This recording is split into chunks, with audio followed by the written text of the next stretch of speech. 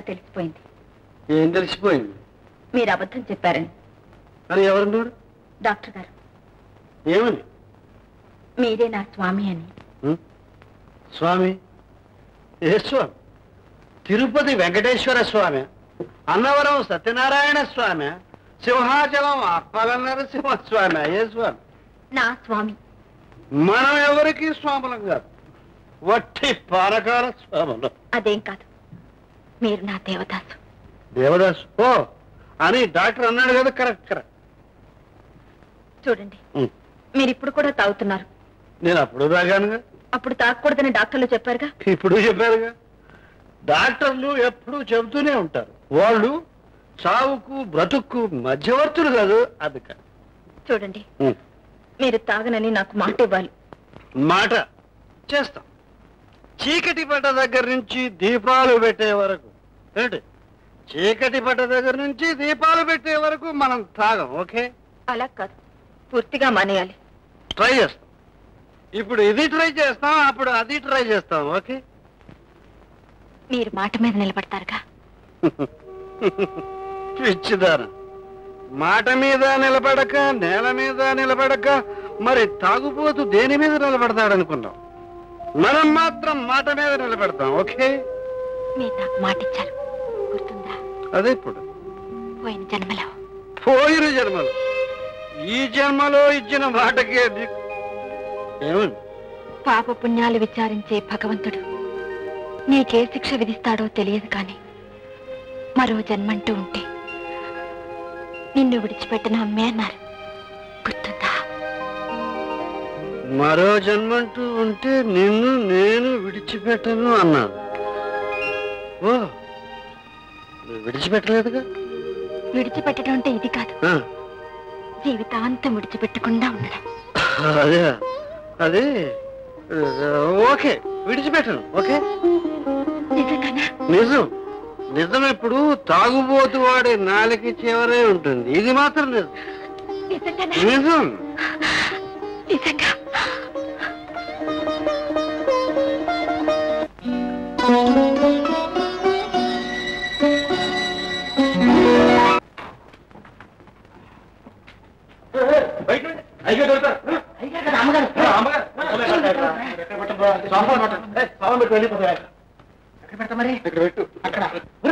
పెట్టుకురా, బట్టలు సిద్ధిపోతాయి. బూట్లు సపరేట్ ఏమిటది? కొత్త బట్టలండి. సూట్లండి, బూట్లండి, పంచులండి.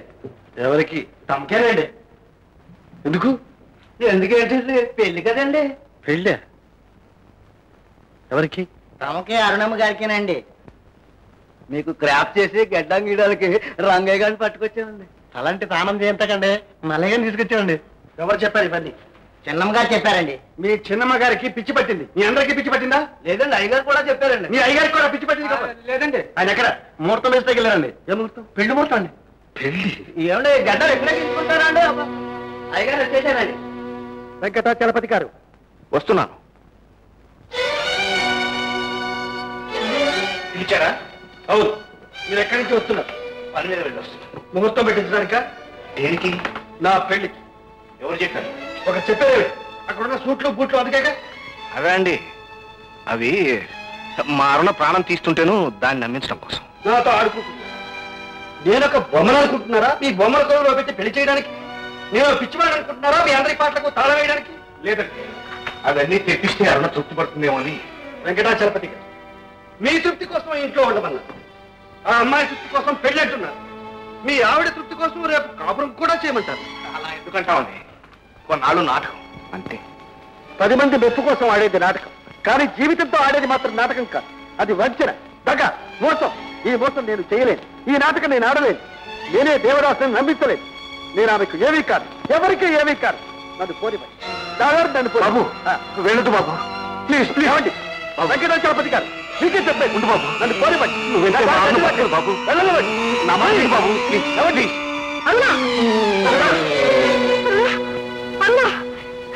ఏమండి, త్వరగా డాక్టర్ గారికి ఫోన్ చేయండి. అలాగే. అరుణ, అరుణ, ఏమిటమ్మా అరుణ?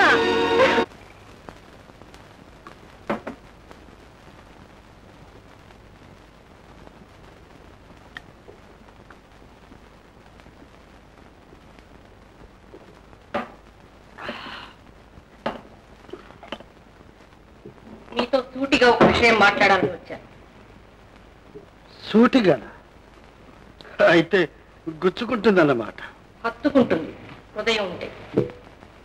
మన హృదయం చచ్చి బ్రతికింది, చాలా గట్టి. మీరేం చెప్పినా తట్టుకుంటుంది. చెప్పండి. తాగుబోతులంటే నాకు అసహ్యం, అయినా భరిస్తున్నాను నా చెల్లెలి కోసం.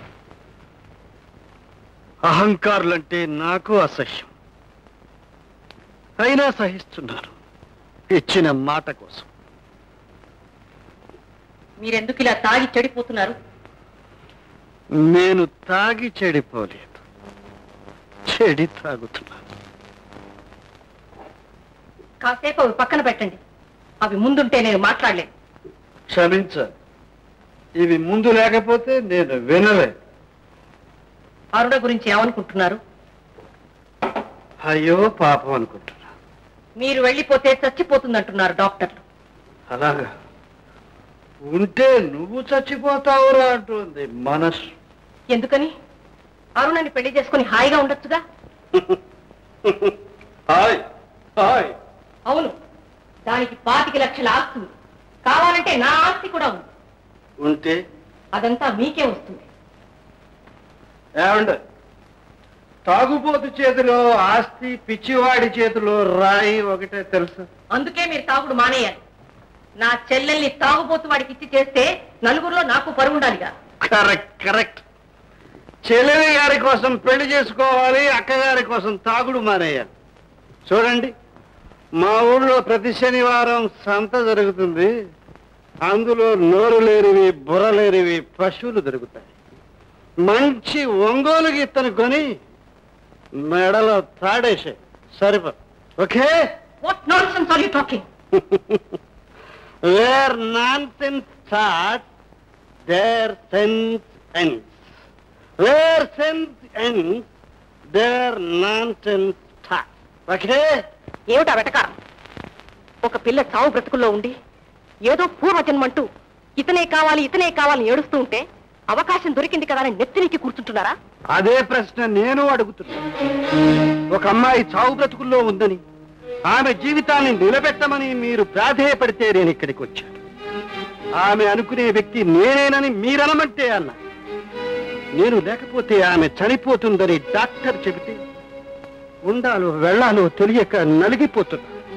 అయినా మీ స్వార్థమే మీరు చూసుకుంటున్నారు. ఇందులో స్వార్థమే ఉంది. మీరు ఎవరో ఏమిటో తెలియకుండా నా చెల్లెల్ని పెళ్లి చేసుకోమని అడుగుతున్నా. ఇది స్వార్థమా? ఓహో, ఇది త్యాగం కాబోదు. అయినా నేనెవరో ఏమిటో మీరు అర్థం చేసుకున్నారా? నేను పెళ్లి చేసుకునే స్థితిలో ఉన్నానో లేదో మీరు ఆలోచించారా? ఆలోచిస్తే అన్ని సమస్యలే. సమస్యలకి పరిష్కారం తాగుడు కాదు. ఏం చేస్తే మీ సమస్యలు పరిష్కారం అవుతాయో చెప్పండి, నేను చేస్తాను. చెబుతా. చనిపోయిన నా శాంతి నాకు కావాలి. వీటిని గొంతెమ్మ కోరికలంటారు. అంటే తీర్చడం మీ వల్లక. తిరిగిరాని ఆమె కోసం ఆశపడ్డం కంటే మీ గురించే కలవరించే ఈమెనే చేసుకోవచ్చుగా. ఆమె కలవరించే వ్యక్తి నేను కాదుగా. కాదని మనకి తెలుసు, ఆమెకి తెలియదుగా. ఆమెకు తెలియదని నమ్మక ద్రోహం చేయమంటారా? ద్రోహమే ఉంది. మేము ఇష్టపడుతున్నాం. మీరు ఇష్టపడతారు, మీరు దేనికైనా ఇష్టపడతారు. కానీ నేను నో. ఎందుకో తెలుసా? మనిషికి ఒకే ఒక మనసు ఉంటుంది, అది ఒక్కరికే ఇవ్వబడుతుంది. నా మనస్సు ఎప్పుడో ఇవ్వబడింది. మిగిలింది ఈ కట్టె మాత్రమే.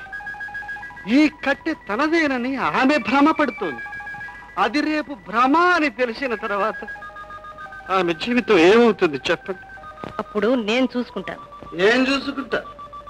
చూసుకోవడానికి ఇవేమి కూడికలు తీసివేతలుగా అన్నపూర్ణాదేవి గారు. ఇది జీవితం. జీవితం అంటే ఒక గాజు బొమ్మ లాంటి. అది చేతిలో ఉన్నంతసేపు మృదువుగాను అందంగాను ఉంటుంది. చేయి జారితే పగిలి ముక్కలైపోతుంది. అంతే. ఈ వేదాంతం నాకు అనవసరం. ఈ తాగుడు అని ఆవిడ పెళ్లి చేసుకుంటారా లేదా? చేసుకో. అంతేనా? అంతే. ఇలాంటి సంస్కారం లేని వాడితో మాట్లాడడం రాలేదు. సంస్కారం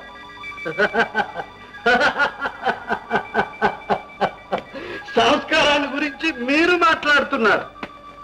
చదువుకున్న ప్రతివాడు సంస్కారవంతుడు కాడు. సంస్కారవంతుడైన ప్రతివాడు చదువుకోను అక్కర్లేదు. ఇంతవరకు మనిషితో మాట్లాడుతున్నాను కానీ పశువుతో అనుకోలేదు. ఎన్ని లక్షలు ఖర్చైనా సరే నా చెల్లెల్ని బ్రతికించుకుంటాను. కేవలం నీ వల్లనే నా చెల్లెలు బ్రతుకుతుంది అనుకుంటే ఆ బ్రతుకుదానిగా